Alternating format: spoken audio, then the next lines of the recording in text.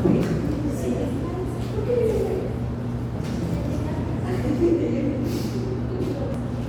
primera parte era tu introducción, o sea, que debes saber, ¿ok? Esa es una revisión y lo que vamos a ver ahorita ya es la parte, digamos, de la revisión. Entonces, aquí con lo que habíamos visto sobre las fases de la nocicepción, vamos a ver, ¿ok?, en dónde podríamos emplear los fármacos, ¿ok? Desde la transducción, ¿ok?, que era pues la captación del estímulo nocivo que va a ser captado por este receptor y que aquí podría darse ese receptor había hecho una modulación del tipo periférico. ¿Por qué? Porque esos receptores no solamente captaban o producían esta sensación dolorosa, sino que también producían otros componentes como por ejemplo la sustancia P, las estatinas, serotoninas, ¿ok? Y eso iba a causar que se incremente, ¿ok?, lo que es pues, esta sensación. Aquí podemos usar AINES, ¿ok? Sí, podemos usar AINES. En la transmisión también, ¿ok? A nivel de la modulación, ¿ok? A nivel de mezcla podemos usar, por ejemplo, estos fármacos asociativos como ketamina, la proyección hasta llegar hasta lo que es ya corteza cerebral. Podemos usar incluso ya anestésicos generales. Entonces vamos a tener que en estas diferentes fases vamos a poder utilizar diferentes fármacos. Eso es lo que vamos a ver ahora, ¿sí? Para hablar primero ya hemos visto un poco o bastante de lidocaína, ¿sí? Habíamos hablado de la lidocaína. La lidocaína es un anestésico de tipo local, ¿ok? ¿Qué más habíamos visto de lidocaína?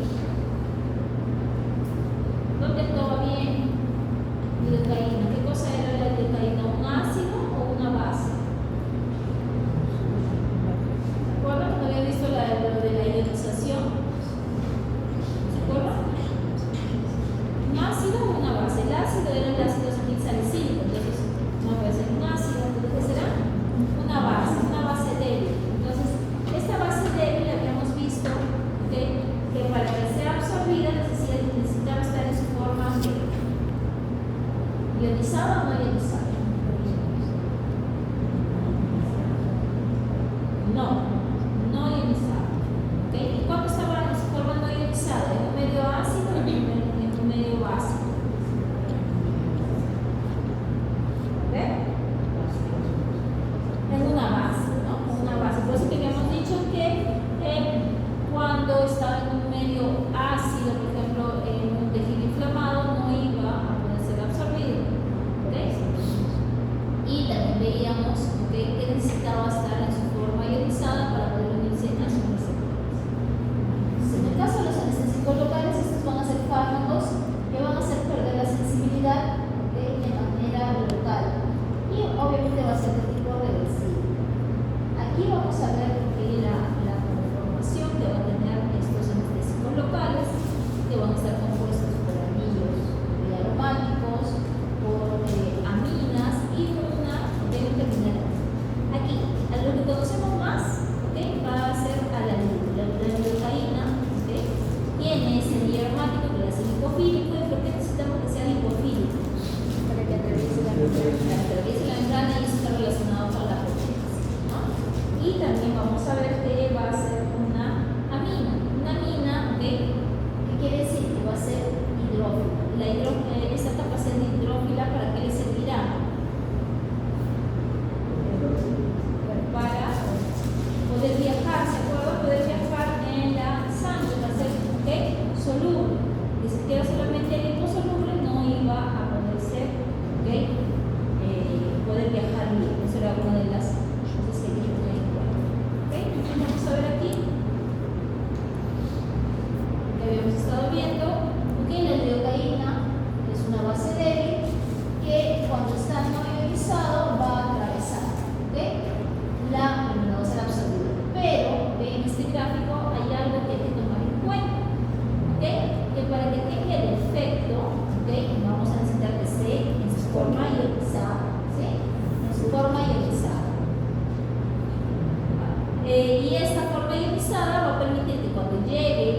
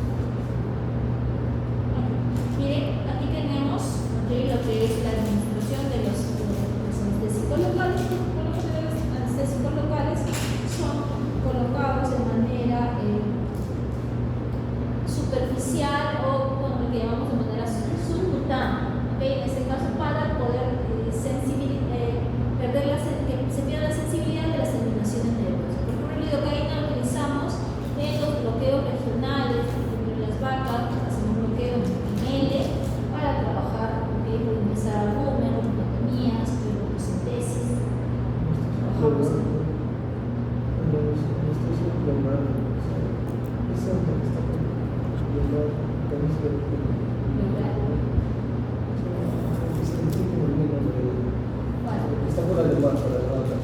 Ah, entonces epidural. Sí, puede ser también epidural, ¿ok? Pero el epidural ya va a estar relacionado con que ya estamos ingresando a medida y va a desensibilizar toda la parte, ¿no? Que va a pasar por detrás, ¿ok? Por detrás.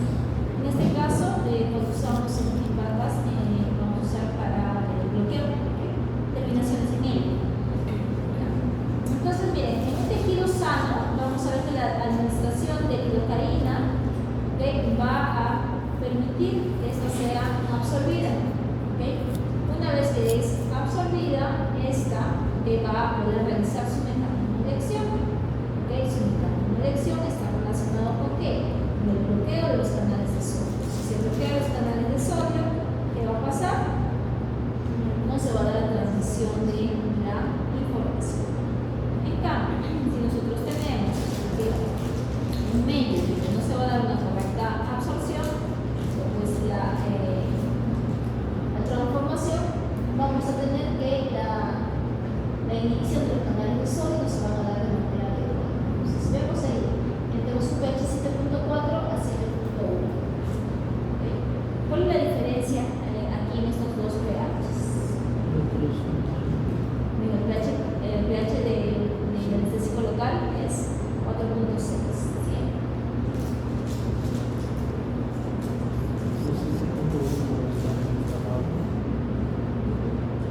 Miren quiénes están pasando. Están pasando los protonados o los desprotonados. Los celestitos son los que están pasando, ¿ok? Son los no ionizados, ¿ok? Pero ¿qué va a pasar dentro de la célula? Yo mencionaba que tenía que protonarse para que pueda bloquear recién a los canales de sodio. Entonces, eso cuando cambia va a permitir que se quede también el pH. En el pH 7.4 va a haber más absorción de los anestésico local de protonado y también habrá más acción sobre el bloqueo. Entonces, ahí buena anestesia. En el 7.1, ¿okay? Vamos a ver que va a haber más anestésicos locales que están protonados, van a haber pocos protonados. ¿Okay? Entonces, esos pocos van a poder ingresar, pero como ingresaron pocos, en total ingresaron 5. 4 se han protonado, se han desprotonado, ¿okay? Y esos son los que van a poder, protonados, van a poder bloquear, ¿okay? El canal de sodio. Ingresan como celeste, ¿okay? Los celestes son los que están pasando, celeste pasa. Los celestes son desprotonados, ¿okay? Desionizados, parte. Y aquí, ¿qué va a pasar? Se van a protonar. Y así como son protonados, así van a recién unirse a su receptor. Van a bloquear recién a sí los canales de sodio. Eso es lo que les decía. ¿Okay? Necesita pasar de ionizado y luego se ioniza dentro de la célula y ahí recién va a poder producir su efecto. ¿Sí? ¿Por qué en 7.1 no hay una buena anestesia? Hay una anestesia pobre. La cantidad de el anestésico local y el protonado que ha pasado son solamente 5. ¿Okay? En el caso, en el anterior, vemos 1, 2, 3, 4, 5, 6, 9, ¿no? 4, 7, 8, 9, 10. 10.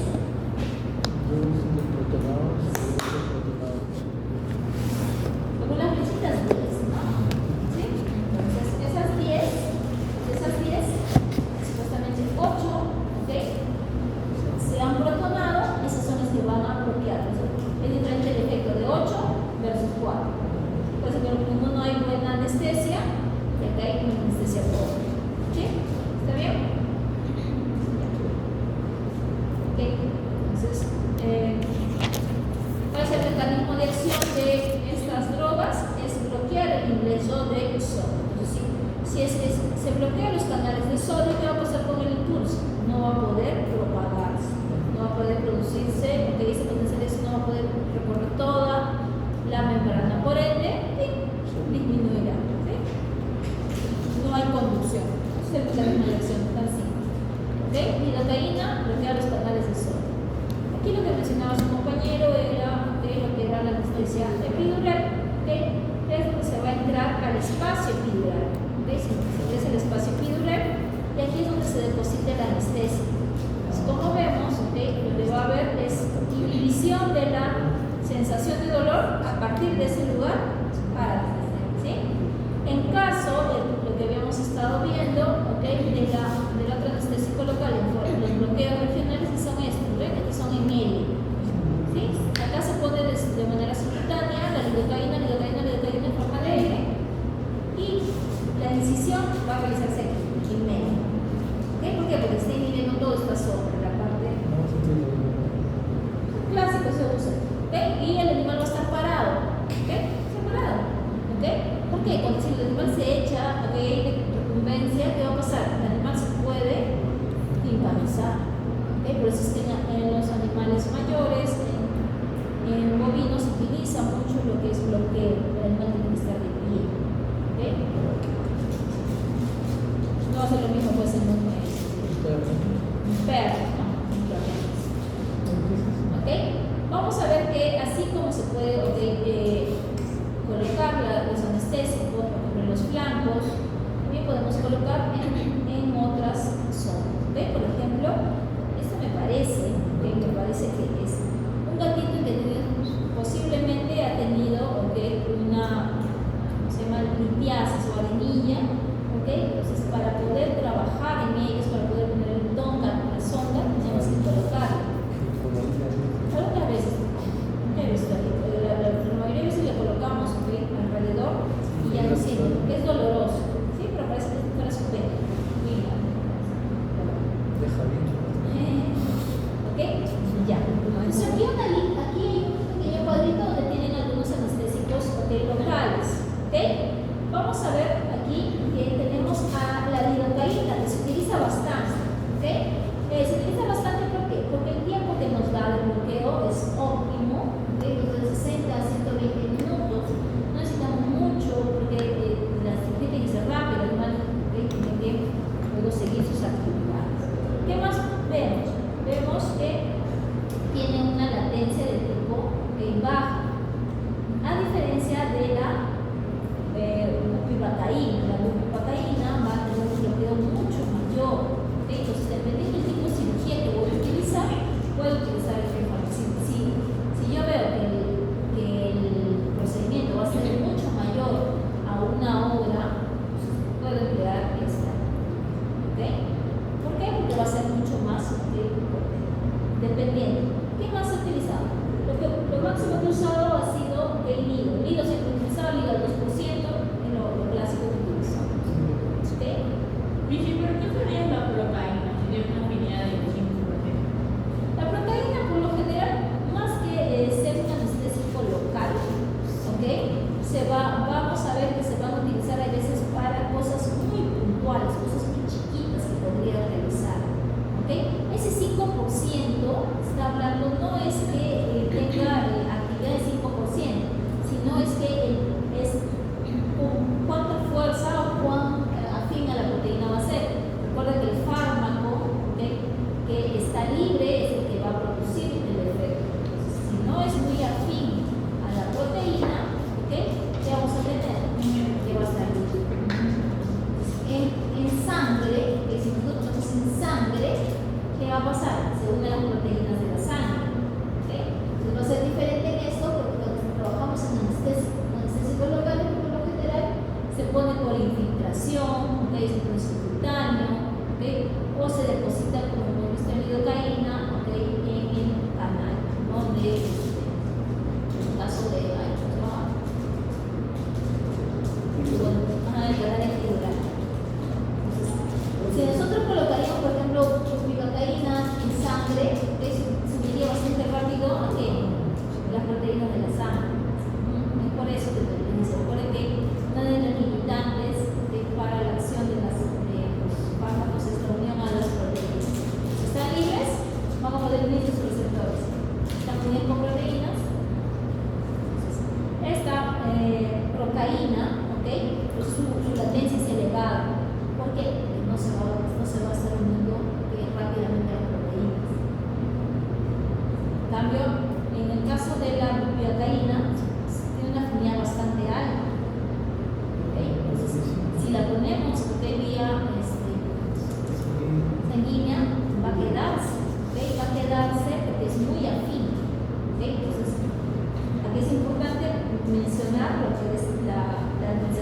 se va a estar colocando. ¿Sí? Claro, ¿ok? De diferente concentración. La lidocaína que se utiliza para infiltración es al 2%. Entonces se utiliza cantidades bastante grandes, ¿ok? Bastante grandes de lidocaína. Lidocaína también se utiliza para la parte de lo que es dental, ¿ok? Seguro ustedes alguna vez cuando han ido, les han hecho algún procedimiento, les han puesto de repente lidocaína. También hay en spray, hay en ¿cómo se llama? En parches, ¿ok? Entonces lo que va a pasar es que cualquiera sea el medio, lo que va a hacer es inhibir los canales de sodio. Entonces lo que va a pasar es que no va a permitir que se transmita, ¿ok? Yo puedo captarlo, ¿ok? Puedo sentirlo, porque ustedes cuando por ejemplo les tienen algún procedimiento, ustedes sienten, ¿no? Sienten acá, ustedes alguna vez que me han sacado mi vaina, ¿qué pasa? Yo me sentí así grandote, ¿no? Que tú te pellizcas, ¿ok? Y sientes, pero no pasa el dolor. ¿Por qué? Porque la parte del receptor está sintiendo, ¿ok? El contacto está sintiendo. ¿Pero qué va a pasar? No va a transmitir esa situación. ¿Por qué? Porque están bloqueados los canales de sodio. ¿Ok? Por eso. Aquí está. ¿Ok? ¿Por qué Bupi es más potente? Lo hemos mencionado por las características que va a tener. Y mire, por lo general siempre la lidocaína está al 2%. ¿Ok? La lidocaína, ok, está al 0.5% y está en una presentación de clorhídrico, ¿no? Clorhídrico. ¿Qué es eso? Es la presentación en la que se va a tener una mejor acción. Por ejemplo, la lidocaína es como clorhidrato de lidocaína, así como hay algunos que son de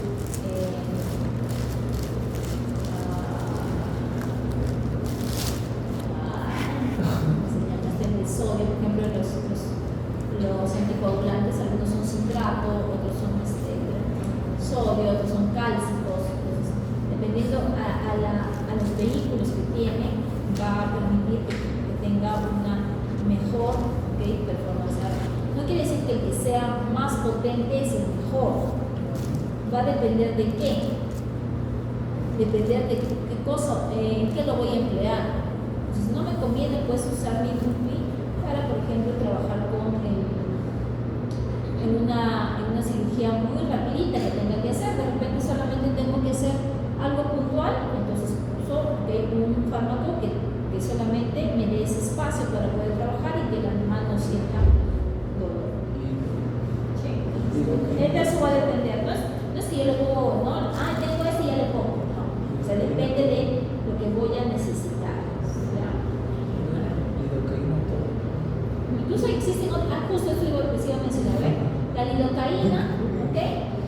Puede estar en parches, ¿ok? Incluso si se ve esta anestesia regional intravenosa, se llama, ¿no? ¿Qué cosa va a pasar aquí? Este anestésico local se va a administrar, ¿ok? En la circulación venosa, ¿ok?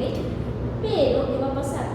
En esta extremidad se hace como un bloqueo, como un torniquete, ¿ok? Entonces, ¿qué va a pasar? Si yo lo pongo en la parte venosa, solamente se va a distribuir en la parte venosa. Como es un torniquete, no se va a distribuir en la parte sistémica. Porque ¿qué crees si se daría de manera sistémica? Todo, ¿no? Claro, todo. Entonces, solamente, por ejemplo, en este caso, que se usa para amputaciones por lo general, ¿okay? Se va a dar, ¿okay? Esta administración de manera venosa. ¿Por qué? Porque solamente se está limitando a esa parte, porque tiene un torniquete, porque no va a dejar pasar la circulación sistémica. Entonces, ¿qué va a producir? Va a producir analgesia o que va a producir anestesia de toda esa parte, todo ese apéndice o esa extremidad distal. Se menciona que se usa mucho para lo que son amputaciones. ¿Sí? Entonces estoy en la clínica y pongo un lidocaína, pero no justo viene el torniquete y se levanta y se queda así. Ya lo dejo. Pero sí. No lo puedo revertir. Esperar a que pase. Los doctores, Un antagonista, pero. ¿Quién se resulta con esto? Antagonista con. La razón de lidocaína. ¿Hemos visto? A ver, algo. se muere el perro, no le quiere Tengo un nada. perro al que le he administrado lidocaína intravenosa. ¿Qué puedo hacer? Y no hice bien Despídete, despídete. Bueno, Despídete de esta vida. Ok. Para eso, para no estar buscando, mejor es utilizar algunos de otros fármacos que van a tener reversores. Por ejemplo, los adrenérgicos alfa 2 les había dicho que eran lo máximo, ¿no? Porque tenían reversores. ¿Qué es un reversor de los adrenérgicos alfa 2? Ese es uno de ellos.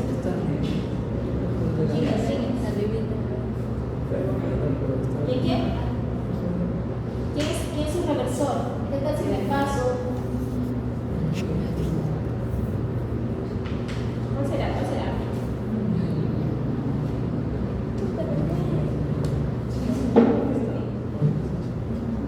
No, y si ustedes hicieron ya, silacina es un alfa 2, ya. ¿Qué tal si me paso de silacina? Esta es silacina.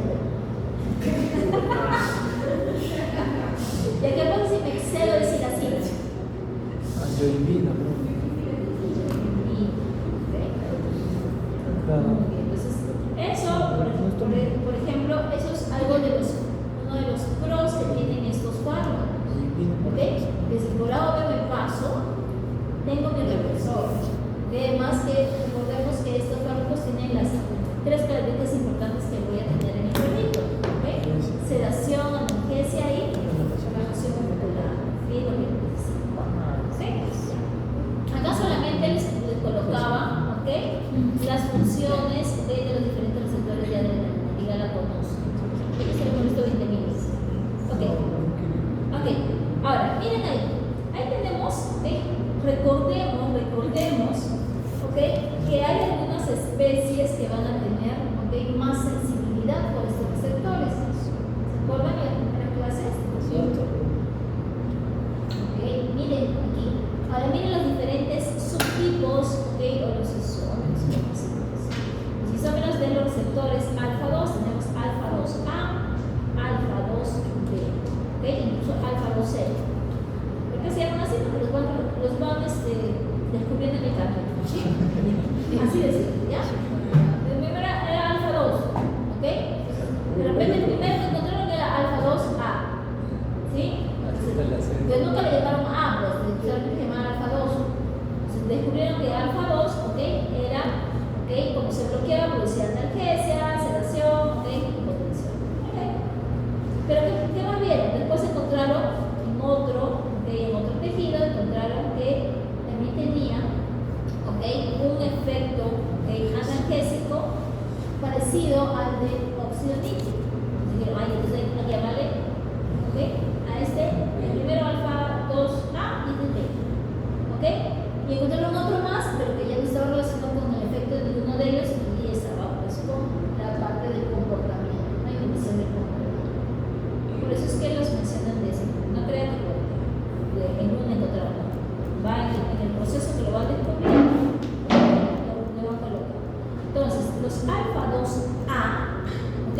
Son los que están relacionados a la acción o la inhibición de la noradrenalina, de la liberación. Son estos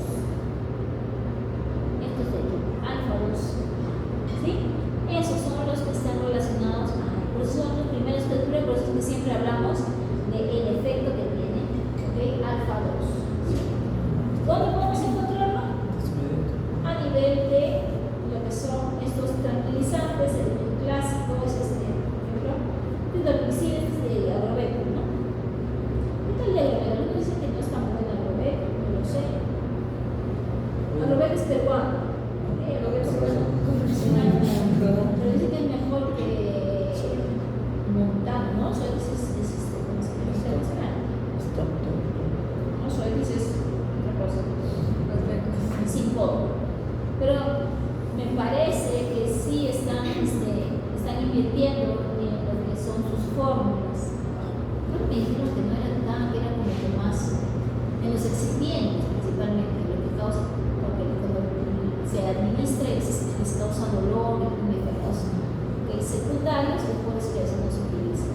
parece que lo ve que está mejorando.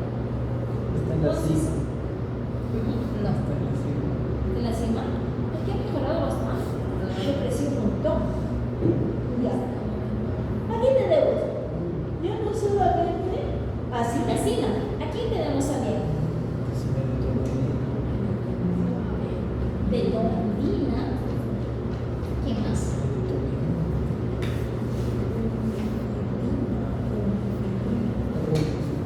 Ya, en estos, ¿ok?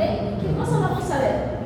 Vamos a ver el efecto que tiene, ¿ok? Sobre los receptores alfa, ¿ya? Por ejemplo, en el caso de la detomidina, ¿ok? Se menciona que va a ser más afín, ¿ok? Para los alfa 2. Pero las mismas diapositivas yo les he dejado con el profesor Es que le he quitado su Es por mi estado, ¿no? estudiando. Nombre candidato, ¿no? Romifidina, No, profesora. Justo tengo 3 gatos chiquitos. Y le vamos a poner Romifidina. Ahí son los 3 mosqueteros. Agonistas alfa 2. Agonistas y todos vienen. Chistes de. Ya.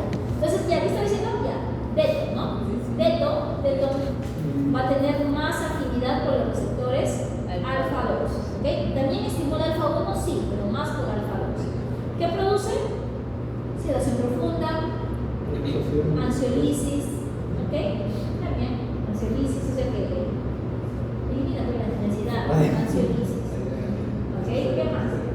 También puede producir, ¿ok? Lo que es vasoconstricción inicial, ¿ok?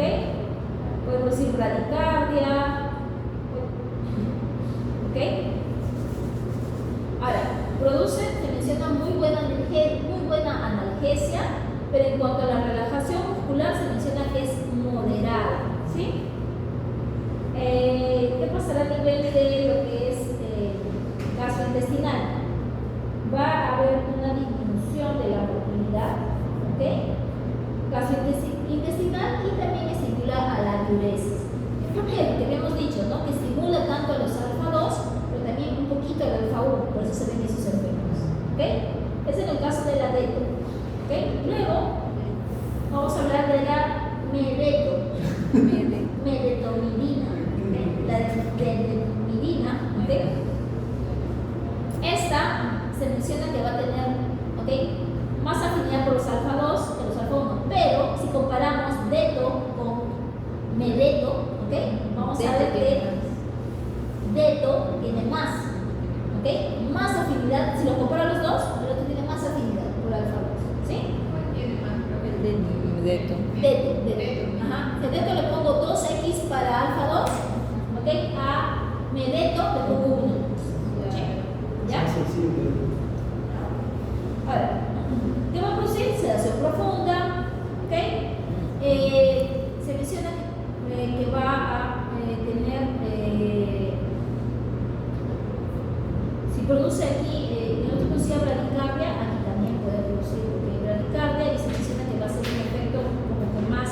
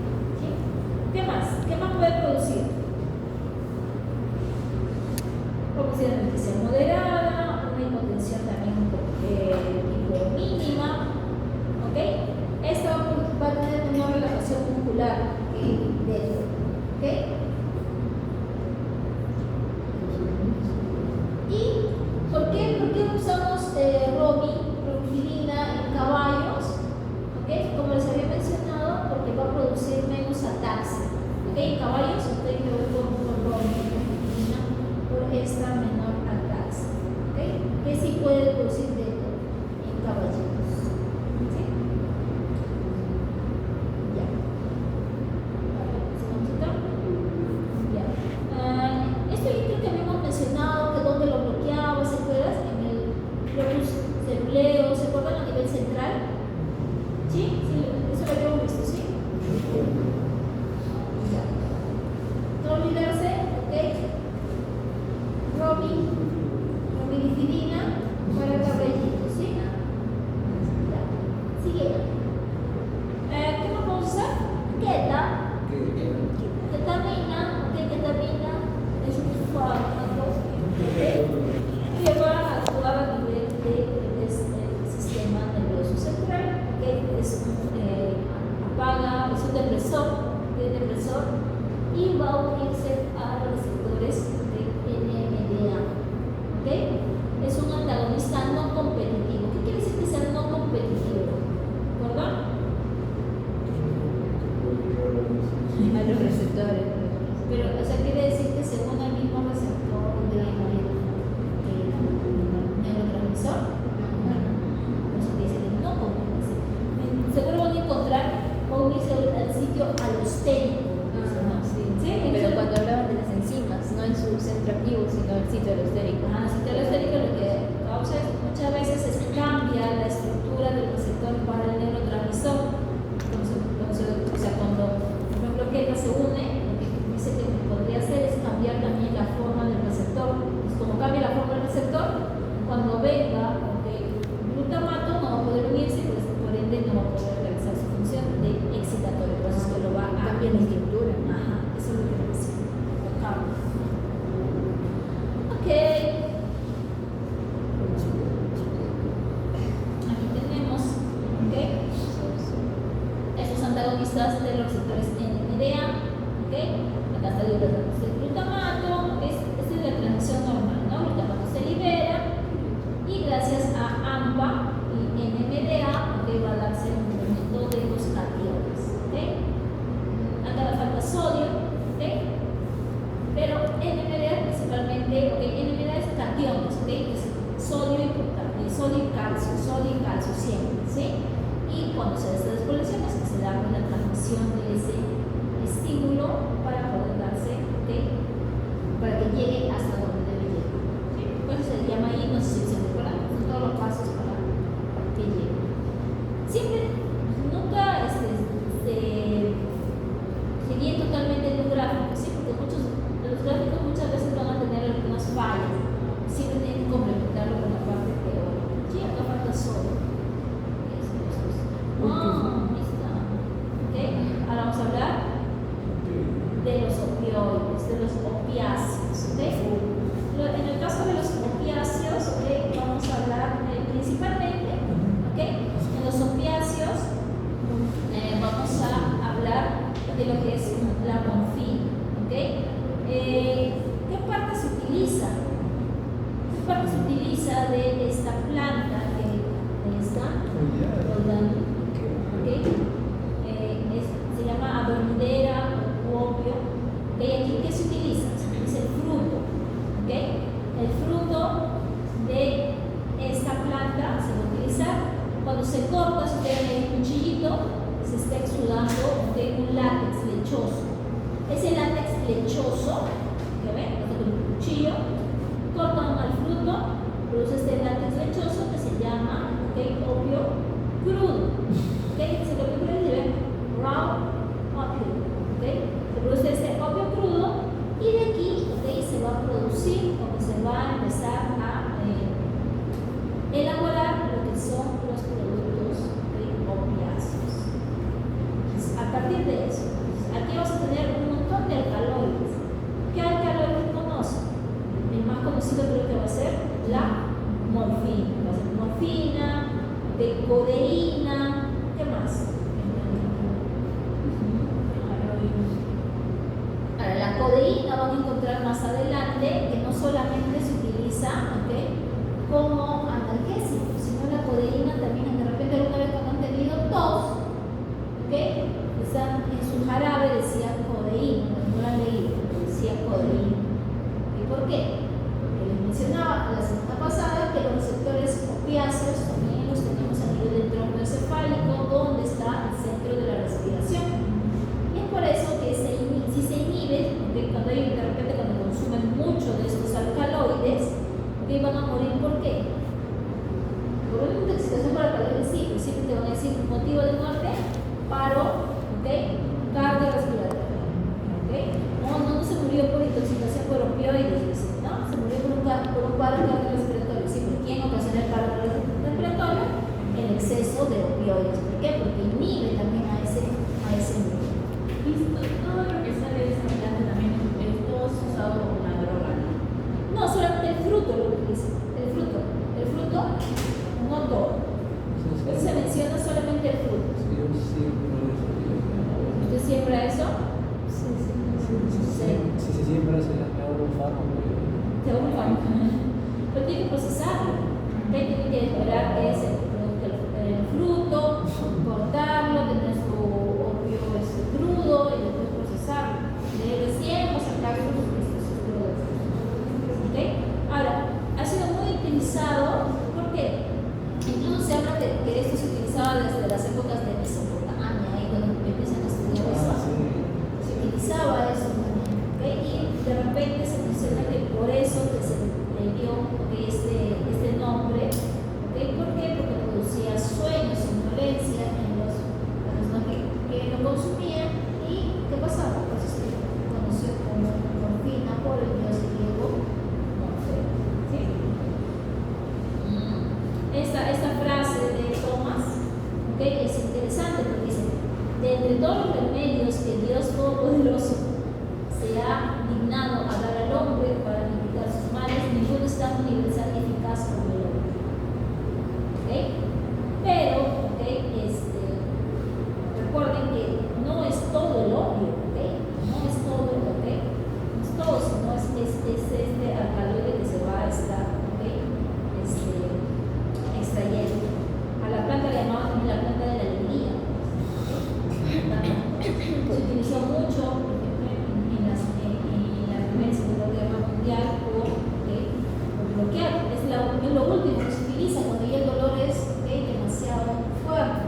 Lo malo es que causa dependencia, tienes que incrementar más la dosis.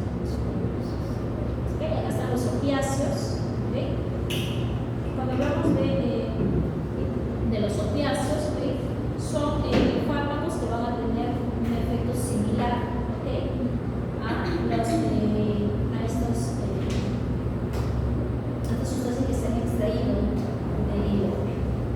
Que muchas veces van a encontrar también en los textos que hablan de la flor de opio. Pero recuerden, no se saca de la flor, sino se saca del fruto, ¿sí?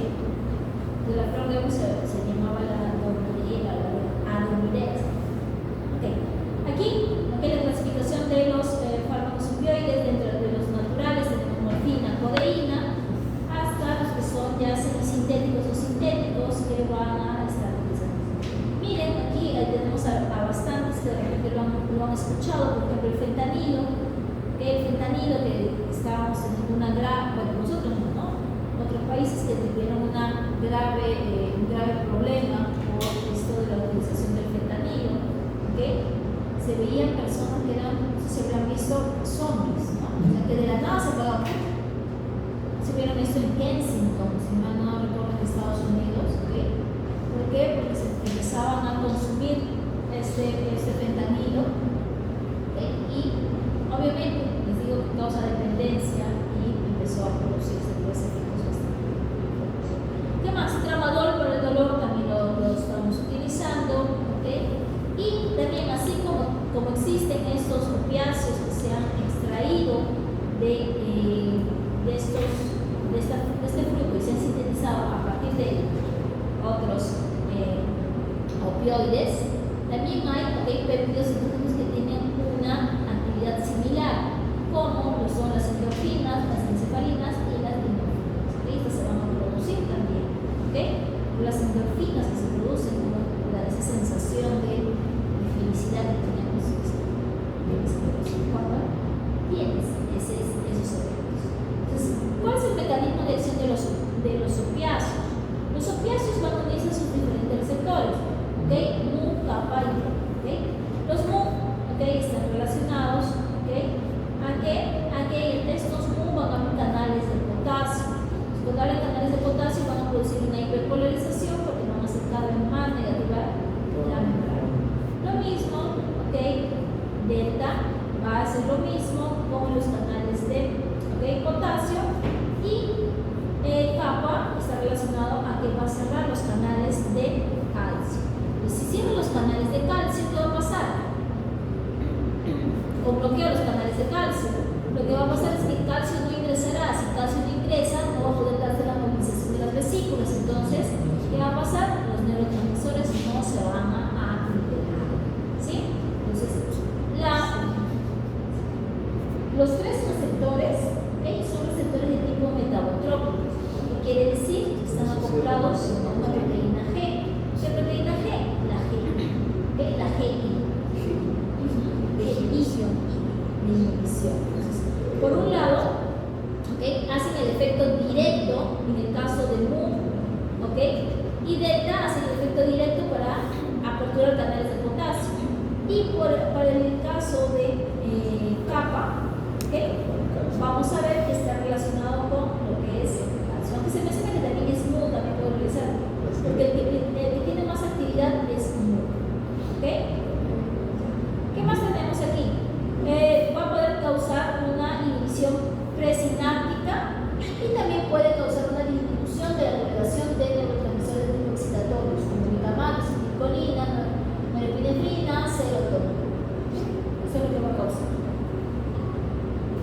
Aquí tenemos los efectos que tienen los diferentes receptores opioides dentro de lo que vamos a utilizar más, van a ser los MU, los MU, que vamos a decir analgesia, sedación, los efectos que queremos principalmente, pero vean ahí como efectos que no deseamos son depresión respiratoria, lo que les mencionaba, reduce la motilidad gastrointestinal, hay que tener cuidado por ese lado, reduce las secreciones biliares, incremento de apetito, náuseas, vómitos e inmunomodulación.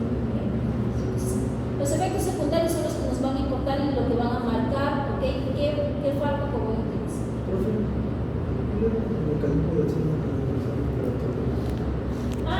Lo que pasa es que aquí en el centro respiratorio van a haber receptores tipo opioides, receptores MU.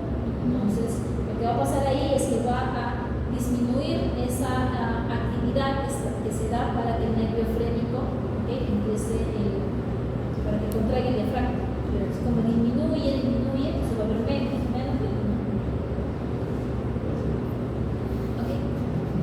Sigamos, de acuerdo a la selectividad también se le puede clasificar como agonistas puros, o agonistas parciales.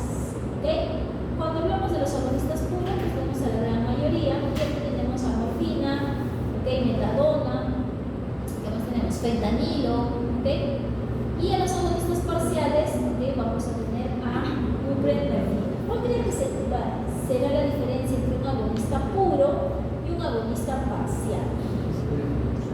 ¿Qué cosa creen que va a pasar? Porque uno activa completamente el receptor. ¿Perdón?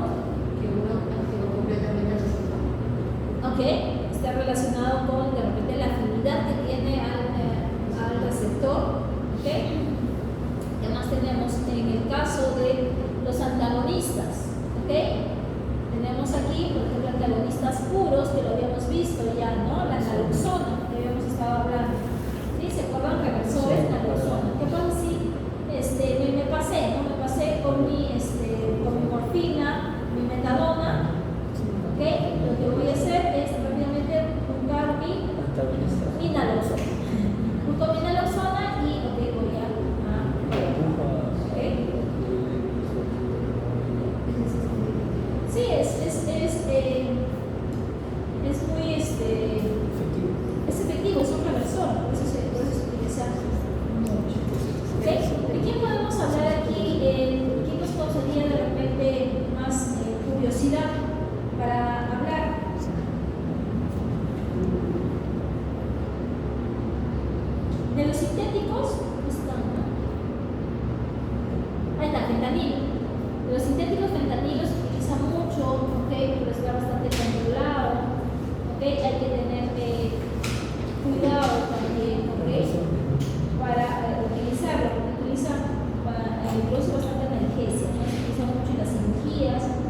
¿ok? Tiene metabolismo hepático y lo administraría vía intravenosa, ¿sí?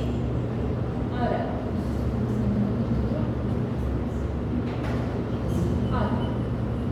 aquí en este cuadro pueden ver, ¿okay?, lo que es la afinidad que va a tener para sus diferentes receptores. Ya habíamos visto anteriormente, ¿okay?, qué hacía cada uno de los receptores y nos basamos en el menú principal, ¿sí? Vamos a ver que la afinidad que va a tener, por ejemplo, tanto morfina, metadona, fentanilo, van a ser altas para el receptor inmune. Entonces van a causar los efectos que hemos visto de sedación, pero también hay que tener cuidado con los efectos adversos, los efectos adversos que van a tener. ¿Cómo va a ser la depresión respiratoria? Una de las principales que debemos conocer. ¿Qué va a producir morfina? Analgesia intensa, sedación. Eso también es importante que lo mencionemos. Esta es, recuerden que cuando decimos afinidad, va a ser independiente del efecto que vaya a producir, porque miren acá, naloxona tiene afinidad por mu, ¿sí? Pero naloxona sabemos que son antagonistas. ¿Cuál es la diferencia? Revierte los efectos. Claro, van a tener la misma afinidad, pero en el caso, por ejemplo, de la morfina, va a producir una actividad, ¿se acuerdan? Intrínseca, una respuesta. En cambio, naloxona va a unirse, pero no va a producir ninguna respuesta, ¿sí? ¿Se acuerdan? Hay un grafiquito en la primera clase, ¿sí? Entonces no crean que siempre la afinidad va a estar de la mano o que va a tener un efecto, ¿ok? Porque los reversores, los antagonistas necesitan también tener esa afinidad, porque si no tienen afinidad, pues se van a poder unir, no van a poder unir. Ok, a ver, miren, ¿ok? Aquí son los efectos estimulantes que pueden tener los opiáceos y también los efectos depresores. Los efectos depresores son los que nos interesan, ¿ok? Porque te va a disminuir la sensación de dolor, va a también producir lo que queremos que es analgesia. Y algo que les mencionaba, ¿ok? Ejemplo es que también podemos utilizarlo como antioxígeno, como la codeína, ¿ok? ¿Por qué? Porque tienes efectos sobre el centro respiratorio, el centro de la tos, ¿ok? Incluso el centro del vómito. Entonces, va a ser diferente utilizarlo en dosis para sedación que para antioxígeno, ¿sí? Claro, obviamente si te excede, por eso es que algunos que suelen consumir estos opioides, entonces compran estos jarabes que tienen codeína. Claro, tienen. Obviamente tienen menor cantidad, pero tienen. Entonces, como estás con ese síndrome de la abstinencia, cualquier cosa vas a tratar de buscar para que te... ¿Qué efectos van a ser estimulantes? ¿Okay? Vamos a tener que va a estar relacionado, ¿okay?, con, por ejemplo, incremento, ¿okay?, de lo que es la actividad a nivel del tracto gastrointestinal. ¿Okay? Entonces, ¿qué vamos a ver? Que más bien, si el animal está,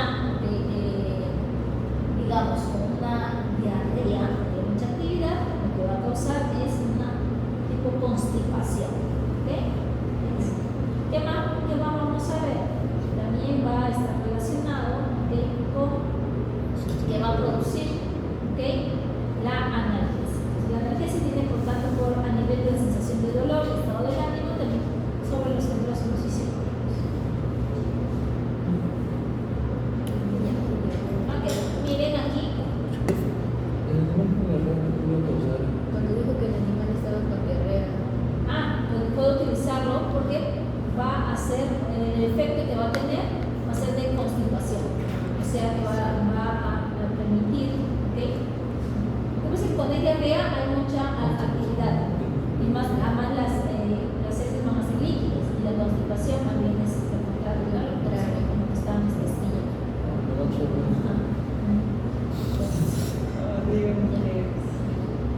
Sí, porque por los efectos que tienen acá, ¿no? Lo que vemos, ¿ok? Porque reduce la motilidad gastrointestinal, por eso es que va a producir, ¿ok?, esta constipación. Puede utilizarlo sí. La diferencia es las dosis, ¿no? Claro, Entonces, eso es parte de lo que sería la sensibilización periférica, ¿sí? Los diferentes mediadores que se van a liberar en el tejido donador, ¿ok?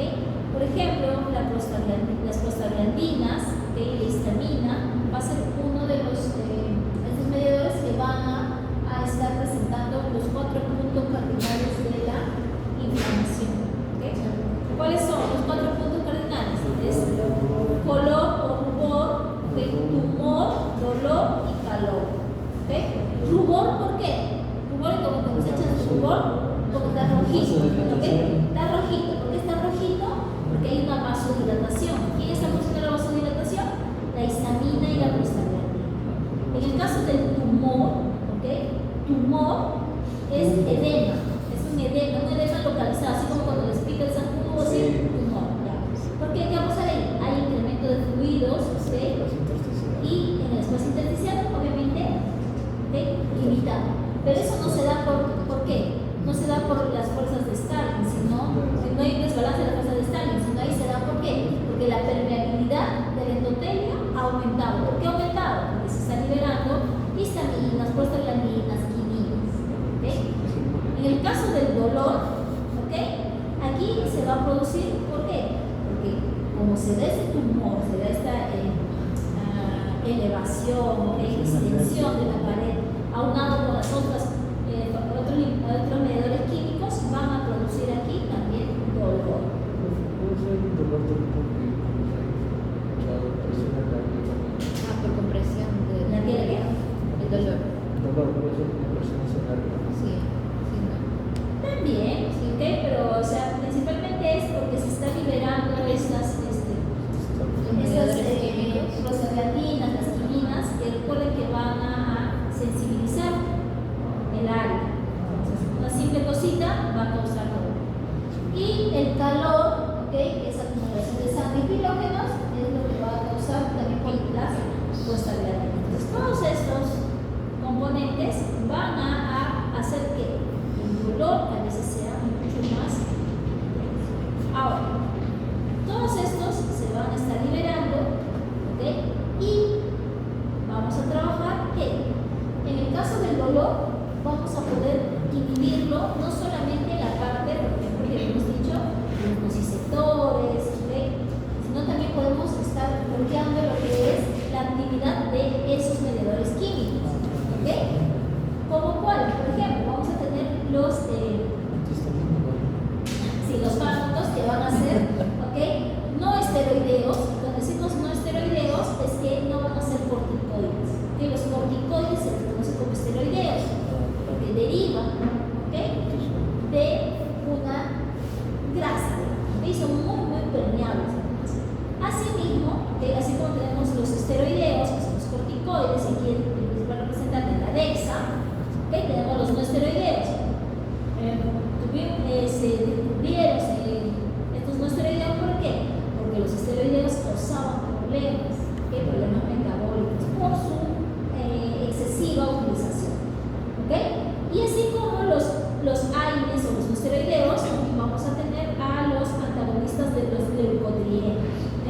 Estos son ya mucho más modernos, ¿ok? Estos se llaman los inhibidores de la LOX, ¿ok? Entonces, dentro de los no esteroideos tenemos los que van a inhibir, ¿ok? Van a ser inhibidores de la COX.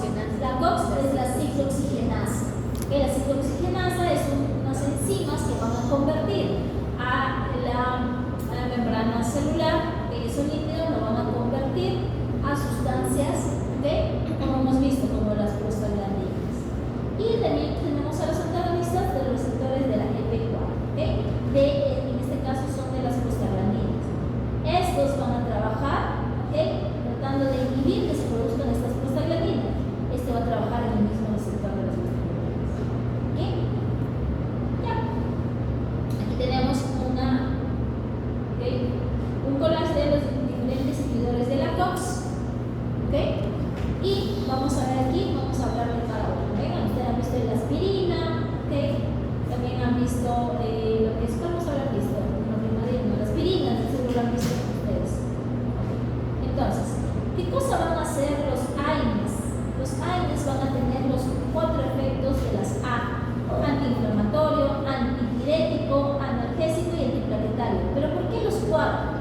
¿Por qué? Porque estos mediadores químicos tienen efectos diversos. Por eso es que van a producir. Y ahí radica el tratar de utilizarlos bien. ¿Por qué? Porque si yo me excedo, puedo tener un efecto contrario a lo que voy a decir. Y peor si mi animalito tiene alguna condición. Entonces, ¿qué va a pasar? Hay un daño celular. Entonces, cuando hay un daño celular, los fosfolípidos de la membrana van a activar una enzima, que es la fosfolipasa A2. Esta fosfolipasa A2 va a activar o va a estimular la producción de ácido araquidónico. Este ácido araquidónico, por acción de un grupo de enzimas que son las COX, las ciclooxigenasas, van a producir sustancias que son prostaglandinas, que son los tromboxanos, prostaciclinas y también las prostaglandinas, todas ellas relacionadas con la inflamación, dolor, fiebre.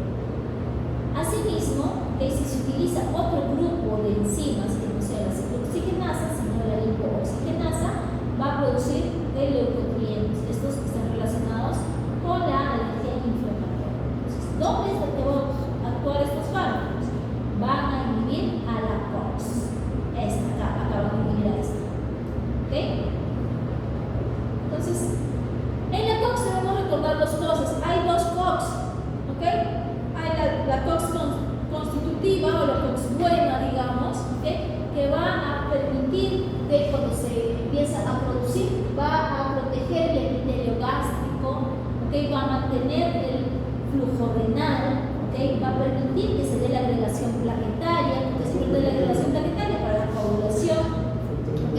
También interviene a nivel inmunológico y a nivel del endotelio. Entonces, esta COX-1 es la buena. Si no hay COX-1, vamos a tener de repente problemas con la coagulación, problemas a nivel de inmunológico, vamos a tener problemas renales, incluso también podríamos tener problemas a nivel del epitelio. Entonces, hay que tener cuidado. Entonces, si yo bloqueo COX-1, va a ser responsable de los efectos adversos. Pero ¿quién no me interesa? Va a ser la COX-2. La COX-2 es la que va a producir, digamos, las prostaglandinas, los superfármacos. Entonces, hay algunos fármacos que no van a ser específicos, que no van a ser específicos de ser el COX-1 o COX-2, que es en general. Aquí tenemos, por ejemplo, lo que son el grupo de los COX-1. Aquí van a tener diferentes clasificaciones. Entonces, vamos a hablar de esto primero, que es tanto meloxicam y piroxicam. Esto deben conocerlo, porque si tienen abuelitos, suelen consumirlo, para el dolor. Entonces, meloxicam va a ser una oxicam. Estas van a manejar el dolor, sí. ¿Qué vamos a tener aquí? Que pueden inhibir lo que es COX-1, sí pueden. Tenemos otro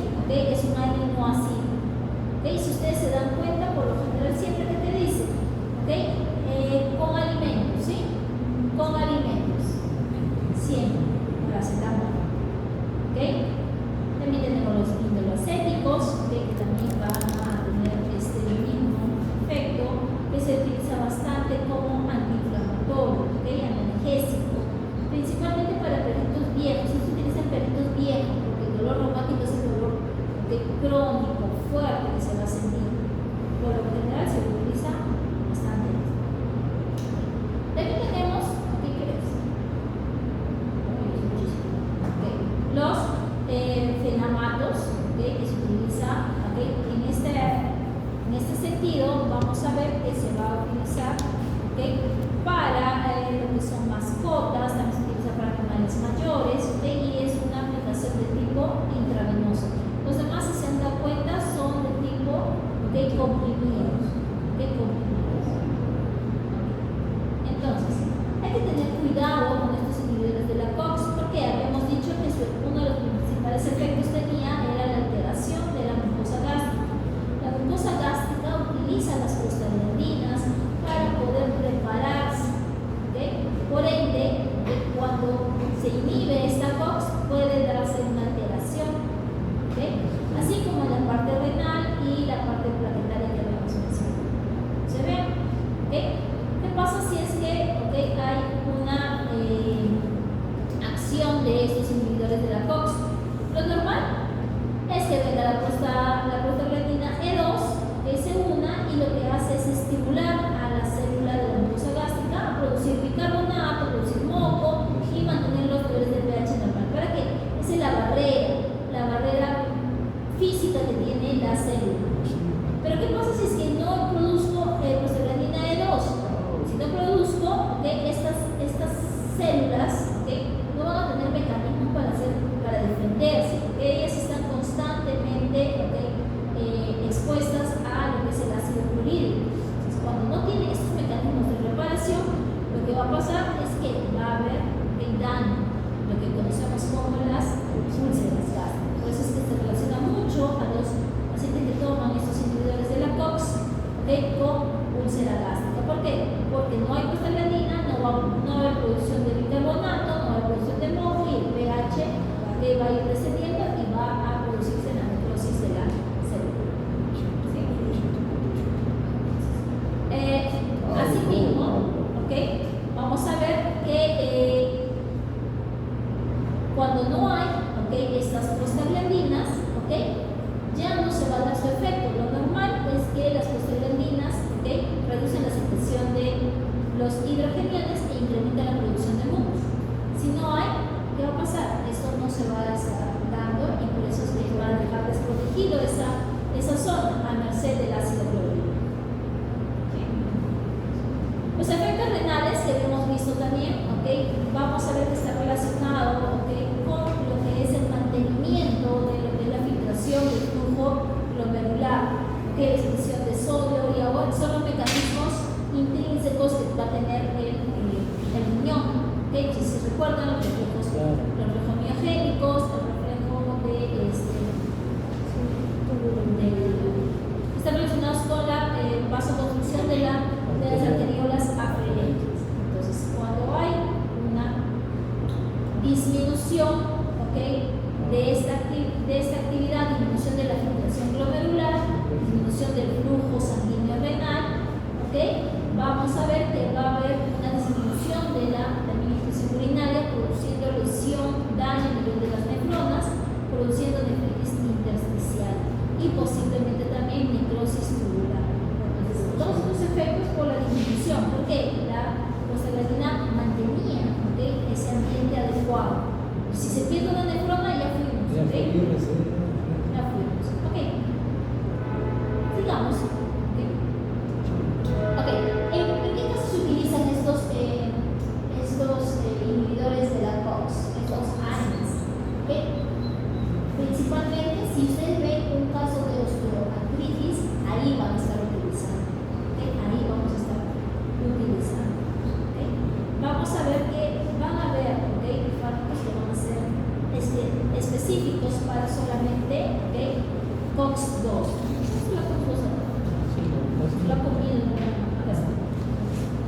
La COX-2, la COX-2 es la que va a estar relacionada con la producción cero, ¿ok? ¿Como cuál? Por ejemplo, el dolor, ¿sí? El dolor. En los otros, ¿ok?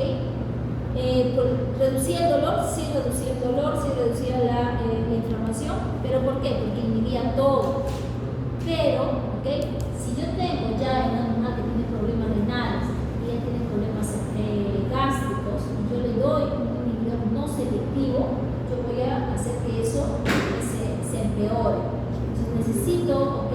De acuerdo a las condiciones, tratar de administrar un inhibidor específico solamente de la COX-2. ¿Okay? La COX-2 es, digamos, el mal. ¿Ya? El mal. Entonces aquí vamos a ver que cuando se inhibe estos específicos de la COX-2, aquí tenemos a estos. ¿Okay? Por ejemplo, el de la toxina, ¿okay?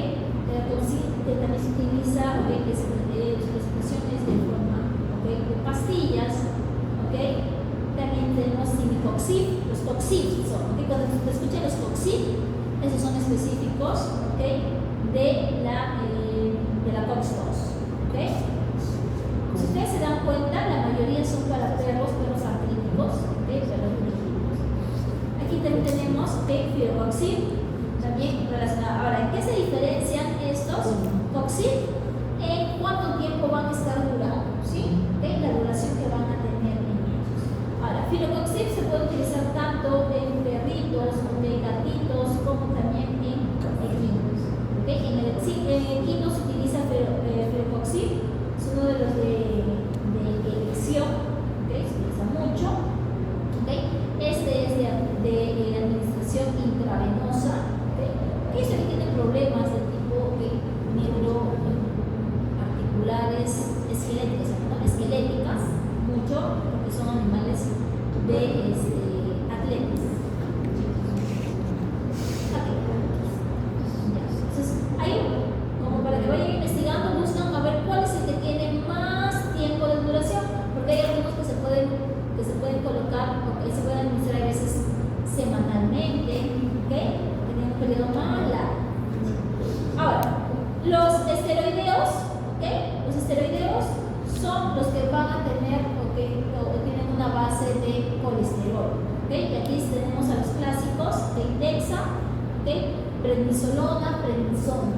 Y eso también se utiliza con el mismo objetivo de disminuir, ¿okay? los efectos de estas sustancias. ¿Dónde se van a producir? De manera natural se producen, ¿okay? Algunas sustancias que tienen un efecto sí, ¿okay? Y estos se van a estar produciendo a nivel de las glándulas, ¿okay? suprarrenales. ¿Y esto qué cosa va a hacer? Aquí, por eso es lo importante aquí de esto, que esto es parte del eje hipotálamo, hipófisis, glándula adrenal. ¿Okay? Por ejemplo, cuando yo le administro algo exógeno, lo que voy a hacer es parar ese eje. Y el problema es que cuando yo bloqueo ese eje está relacionado con regulación tanto metabólica, ¿okay? Regulación de tipo inmunológica, entre otros. Por eso es que se van a ver los problemas, por ejemplo, de Cushing. ¿NRH?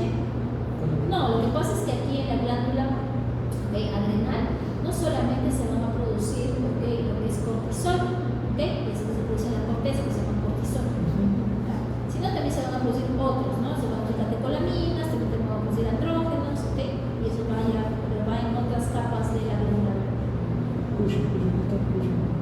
Ya, ok. En el caso de estos AINES esteroideos, vamos a ver que existen, vamos a hablar de algunos, las clasificaciones. Los mineralocorticoides, están relacionados con quién? Con la aldosterona. Los mineralocorticoides, recuerden que es aldosterona. ¿Qué cosa es de aldosterona? Aldosterona está relacionado con la recaptación, reabsorción de sodio y excreción de potasio. Entonces, como reabsorbe sodio, lo que va también a jalar es agua. Entonces, lo que hace es retener sodio con agua y excretar potasio. ¿Qué pasa cuando hay una alteración? Podemos ver que van a haber, por ejemplo, casos de polidipsia, poliuria, en este caso, relacionado principalmente, si fuera solamente polidipsia, poliuria, podríamos hablar de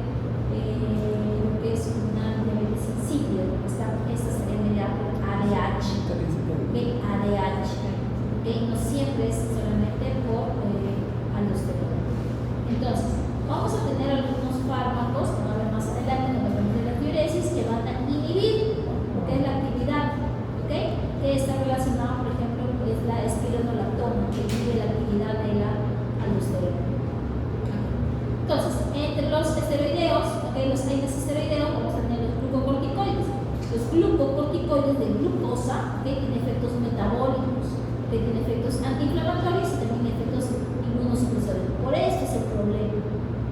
Queremos eliminar estos efectos antiinflamatorios, pero también va a conllevar a que voy a bloquear efectos metabólicos e inmunosupresores. ¿Qué va a pasar?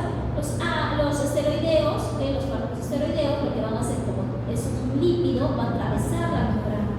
Ellos van a tener receptores en la membrana, van a tener receptores a nivel de lo que es el citoplasma. Ahí van a tener lo que son receptores de glucocorticoides, o algunas veces van a tener proteínas que les van a permitir atravesar y llegar al núcleo. Estas proteínas chaperonas van a permitir que se unan, al ADN y se pueda dar, lo que es la modificación de la síntesis de algunos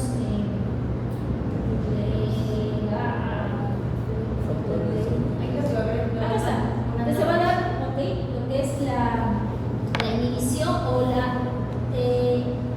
mayor transcripción de algunas secuencias para poder sintetizar estos. A eso, de ese proceso que se le llama, que va a inhibir, eso se le llama la transrepresión. Cuando se inhibe, es transrepresión.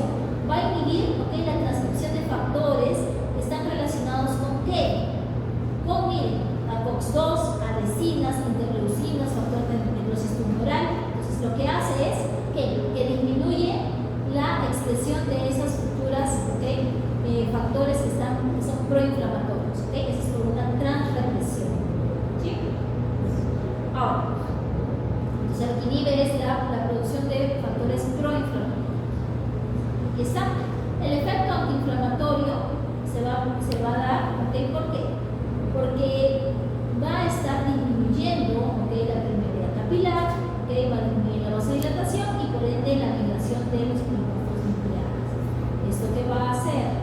Va a hacer que salgan menos, va a hacer que puedan salir menos de estos nucleótidos. ¿Qué va a pasar también aquí? También va a haber disminución de lo que es la agregación plaquetaria, la deposición de fibrina y también la proliferación de los fibroblastos.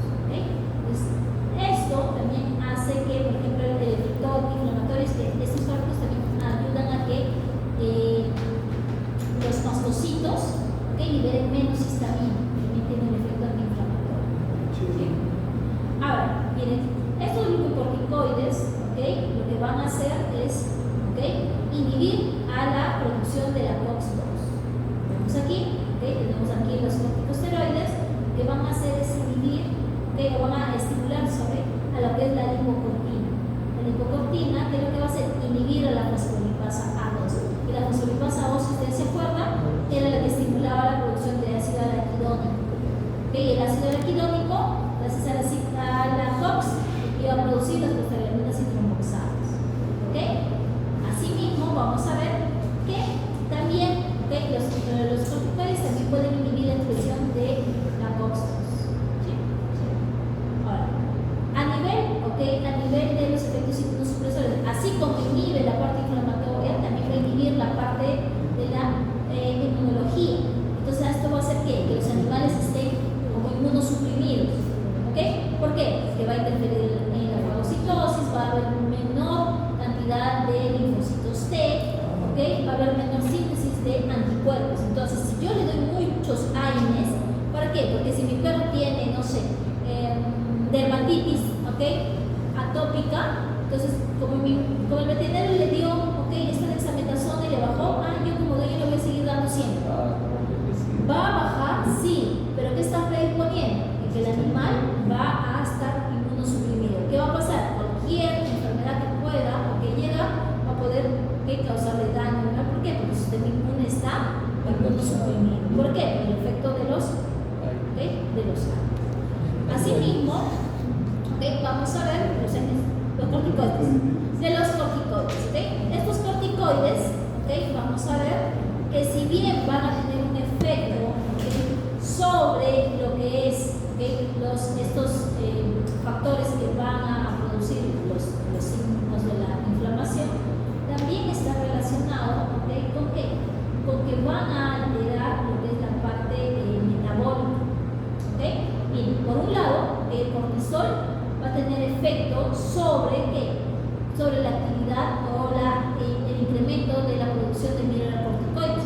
Mineralocorticoides como la aldosterona que va a recaptar agua, que va a recaptar agua porque va a recaptar sodio. Entonces esto va a incrementar el volumen total sanguíneo, por eso por ende incrementará, ¿okay? Lo que es la presión, ¿okay? Arterial, por eso que dice que va a predisponer a una hipertensión. Asimismo, ¿okay?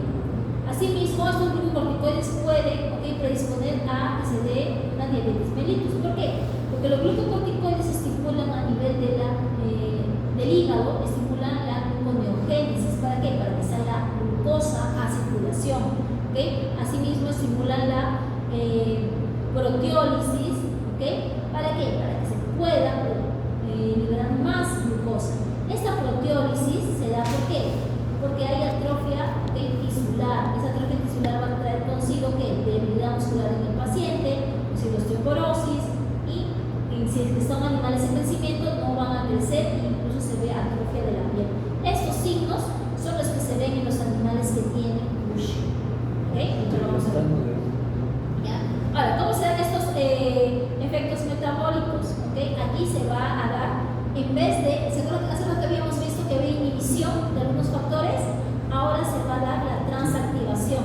¿Qué va a pasar? Los glucocorticoides se van a unir al receptor y van a promover ¿qué? Que se produzca, ¿okay? Lo que son productos para incrementar los niveles de azúcar. ¿Por qué? Porque supuestamente se necesita glucosa. Esto va a darse ¿cómo? Para incrementar lo que es la proteólisis, para incrementar lo que es la utilización del músculo o de la grasa para que se incremente. ¿Ok? Todo lo que es glucosa a nivel de sangre. ¿Sí? Ok. Estos son los efectos metabólicos. ¿Ok? El incremento, ¿ok? O el incremento de glucosa en sangre se da ¿por qué? Porque los corticoides, ¿ok? Piensan, ¿okay? Se dice así, que el animal como está en un estado, digamos, de peligro, necesita más glucosa. ¿Para qué? Para utilizarlo para de repente escapar, correr, ¿okay? Entonces por eso sacan glucosa. ¿Okay? Esta salida de glucosa va a permitir que se produzca lo que se conoce como gluconeogénesis. La gluconeogénesis se da, ¿por qué? Porque se produce glucosa a partir de precursores que no son glucosa. Y por eso es que se incrementa el catabolismo, ¿okay? Se incrementa lo que es la atrofia muscular, porque a partir de proteínas se empieza a producir glucosa, a partir de lípidos se empieza también a producir glucosa. Y esta utilización de lípidos va a traer consigo a lo que es la movilización de grasas y va a producir también hígado graso en los animales. ¿Okay? A pesar de todo eso, igual siguen teniendo hambre. ¿Okay? Los principales efectos es el síndrome de Cushing. ¿Por qué? Miren, habíamos visto los efectos en piel que tenían, ¿sí? Que va a retardar el crecimiento. ¿Cómo está ese animal? Ese animal está gordito. Ese animal tiene un estómago pendulante. ¿Ok? Pendulante, ¿por qué? Habíamos dicho que se iba a producir, ¿ok? Lo que era proteólisis, atrofia muscular. Ese músculo que está aquí, que es el músculo abdominal, empieza a destruirse. Por eso el estómago es pendulante. ¿Okay? Es clásico en los animales, tiene esa colita de rata. ¿Okay? ¿Qué más tiene? Alopecia. ¿Okay? Entonces, es clásico esta imagen de perro. ¿Okay? Muy pocas veces he visto úlcera corneal, pero también se menciona como alguno de los efectos. Entonces, la utilización de los fármacos, ¿okay? De manera no controlada va a conllevar que todos los efectos que pueden tener se van a exacerbar, pudiendo producir ¿qué cosa? Pues ya el daño, la alteración. ¿Okay? Entonces, yo lo puedo utilizar, sí, pero como una cosa de emergencia. ¿Okay? Por ejemplo, ¿para qué se utiliza? Para dolores fuertes como artritis, laminitis. ¿Okay? También se puede utilizar, ¿okay? Para lo que son estos trastornos de los partos, ptosis, toxemia. ¿Okay?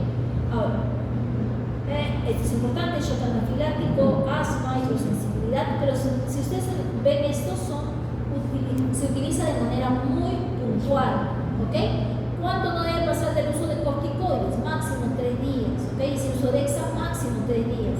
Pero si yo veo veo un caso que está en shock anafiláctico, pues utilizaré Dexa, pero solo una vez.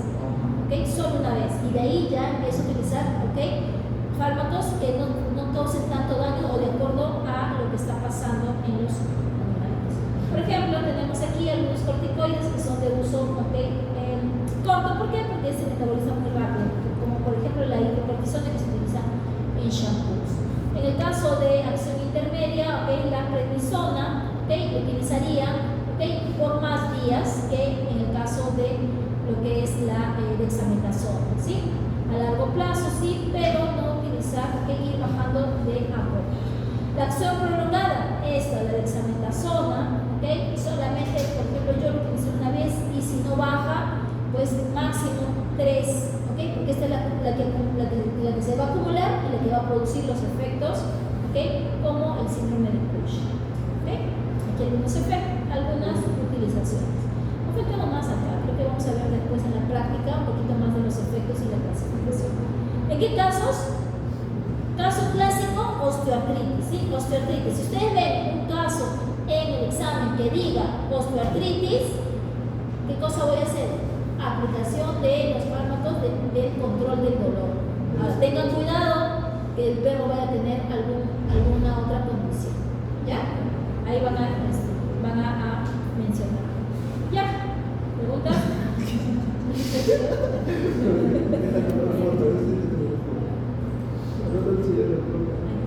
Ya, oye, eso ha pasado muchísimo. Vamos a